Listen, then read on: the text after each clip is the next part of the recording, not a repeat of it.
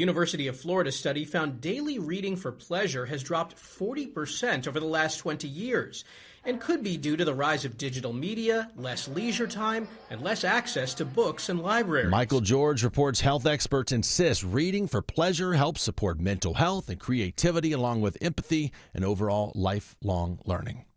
It's 9:03. The Mark Arum Show begins in less than 2 minutes. But first, live team coverage of traffic and weather. And we start the traffic center, triple team traffic. Here's Smiler Mark McKay. Crash 5 cars, including a dump truck as well, involved in a crash on 285 near Boulder Crest Road, inner loop, exit 51. All now on the right shoulder. Delays back toward I-20, causing outer loop delays. All the flashing lights leaving I-675. Taking I-20 west into downtown, easing up just a bit now in East Atlanta. The downtown connector is not easing up, though. Still northbound 75-85, loaded up Langford Parkway up to I-20. How about the ride now out of Duluth and Norcross, Ashley Fresca? Still on and off those brakes the entire way, headed from 316 along 85 south down to Pleasantdale and ramping onto I-285.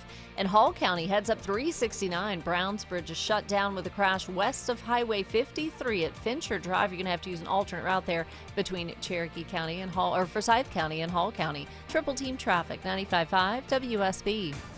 I'm WSB meteorologist Christina Edwards. Partly cloudy, hot and humid this afternoon. Scattered pop-up showers and thunderstorms for the ride home. Today's high is 91, lows tonight in the low 70s. Tomorrow, mostly cloudy, not as hot with a high of 84. Scattered rain showers for tomorrow afternoon. That'll continue into Saturday. 72 degrees right now in Palmetto, 72 in Decatur, 73 degrees in Midtown Atlanta at 9:05. More news at 9:30. Breaking news when it happens. I'm Judd Hickenbotham, 95.5 WSB.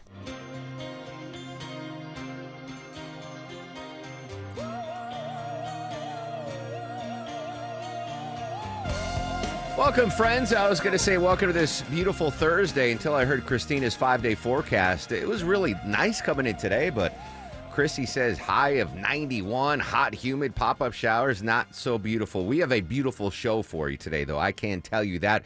30 minutes from right now, we're going to go live to D.C., get the latest on the Russia-Ukraine story. 1 hour from now, Greg Bluestein from the Atlanta Journal-Constitution. A big story that we're following that could impact the race for governor here in Georgia. Two GOP gubernatorial candidates are fighting over money, and they're in federal court today to talk about that. That court decision could have a big impact on the governor's race here in Georgia. And last but not least, 11:20 a.m. I'm already nervous, Deborah.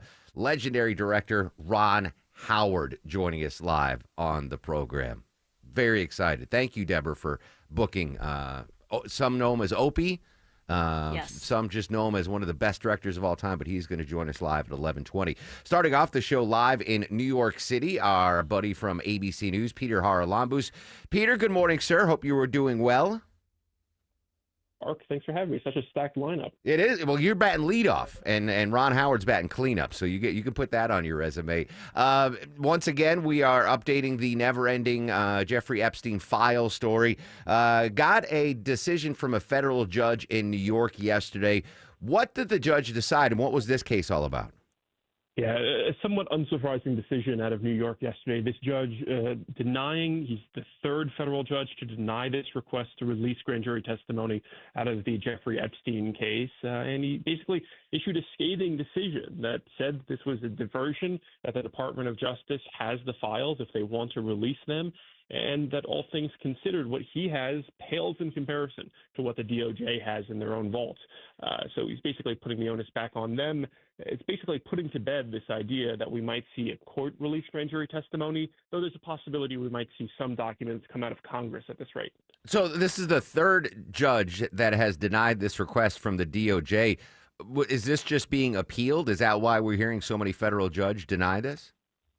No, interestingly, no. And if anything, despite the fact that they've lost every single one of these cases, they've yet to appeal a single one of these decisions.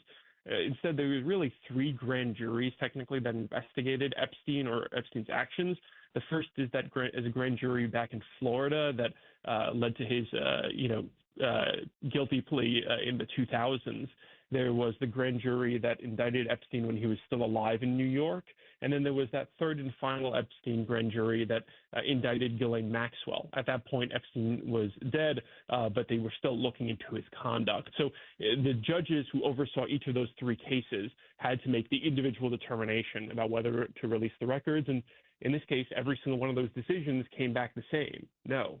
All right, so three separate grand juries, three separate judges, all declining to release them. Did they all proffer the same reasons? And if so, what are those reasons that they denied the DOJ request? Yeah, I think three kind of big considerations play in here. The first is, normally speaking, to release secret grand jury testimony is a pretty high bar, and the Department of Justice failed to make a compelling reason, at least in the eyes of the law, for why to release these records. Second, there's a ton of victims here. We're talking about thousands of victims, according to the Department of Justice. So there was a concern that releasing these records would kind of create a harm to the victims here. And the last was this question of what was the Department of Justice's intent here. The final two judges, in both their decisions, basically called into question the motivations of the Department of Justice, basically suggesting that this entire effort to release these records was simply a ploy to get the public's attention away from the fact that the Trump administration walked back earlier commitments to release records back in January, when the first phase of these files were released. Now that to me is the line of thinking I was taking, especially since the fact that you mentioned the DOJ has not appealed any of these decisions. Like, if they were hard, fast, and adamant that they wanted these grand jury testimonies released, you would think they would have appealed each of these three federal judges' decisions. Yeah, and I think to a certain degree, when they made this announcement that they were going to try to release these records, I think every prosecutor, every other reporter I spoke to who's familiar with this case viewed it with a deep skepticism. That it seemed pretty apparent from the start that even if these records were released, they wouldn't shed any additional light on the Trump administration, on Jeffrey Epstein's conduct here. And if anything, it seemed to just be a ploy to kind of draw attention away from the Department of Justice's decision not to release these records and put it on these individual judges, shift blame in a way. So all things considered, a somewhat unsurprising outcome. And I think these judges viewed it with a bit of cynicism, because there does appear to be kind of conflicting motivation, at least on behalf of the Department of Justice. Peter Haralambous from ABC News in New York, joining us live on the Mark Arum Show.